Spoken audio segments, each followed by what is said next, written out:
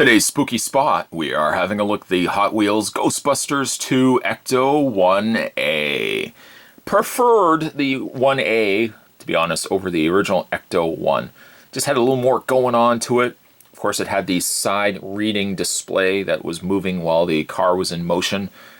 Yeah, it just had a little bit more going on to it. Up at the top, the two brothers, what were their names?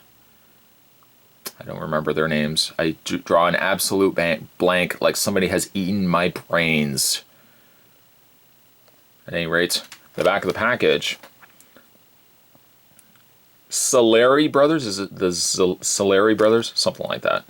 On the back, 2014 Mattel for the adult collector. It also indicates Goodyear, as I believe these have real Goodyear tires on them. Not to the scale that you would be driving on a real car, but scaled down for a Hot Wheels. Also indicates GM there too. I think it's the Scolari Brothers. That sounds right. Spot's going to take a terrifying break. I'm going to get this opened up. And when we come back, we can get a better look at the Ecto 1A. There's more terrifying review heading your way, guys. Don't go anywhere. Stay tuned.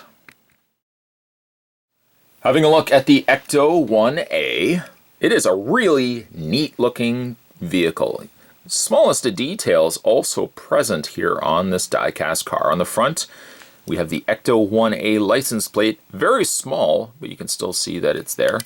On the side, we believe you. Call JL52020. You can call that number. That number does not exist. The Ghostbusters 2 logo, which also is featured on the back, along with its back license plate. And then, of course, we've got all the extra stuff on the hood of the car, or on the roof of the car. Some things have stayed the same, like kind of this middle area here, but then they've added all this extra stuff going on to the front. Much larger sirens on the back there, but the more obvious additions are these little side displays that, again, moved. One side says Ghostbusters.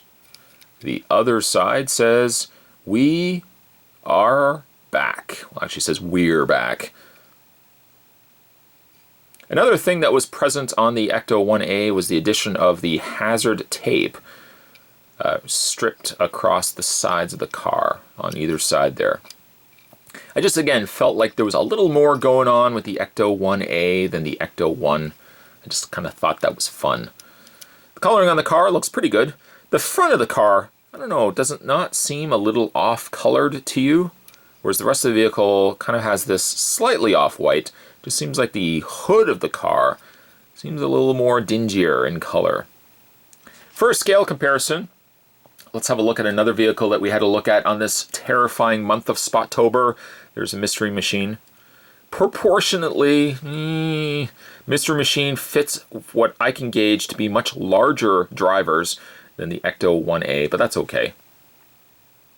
I guess proportionally, if the Mystery Machine was supposed to be proportioned to the Ecto 1, it would be about that big and it would be about that high. But so, of course, they have to make it a little bit bigger so it shows and transitions well to die-cast form. For two completely different reasons, these are two vehicles synonymous with spooky stuff, ghosts, if you will. One, not quite real ghosts. And to some extent, Halloween. I love watching Scooby-Doo at Halloween. I also love watching Ghostbusters at Halloween. So, obviously the reasons why I wanted to cover these two vehicles during the month of Spottober. Today's spooktacular spot. Oh, and also, by the way, before we wrap this up, the Ecto 1A, of course, rolls very easily. It's got the real Goodyear rubber tires, which is a nice touch as well. Today's spooktacular spot. Spot was having a look at the Hot Wheels Ghostbusters 2 Ecto 1A. Stay tuned, guys. Spot's going to have more spooky spots heading to you this month of October. Thanks for watching. I'll see you next time.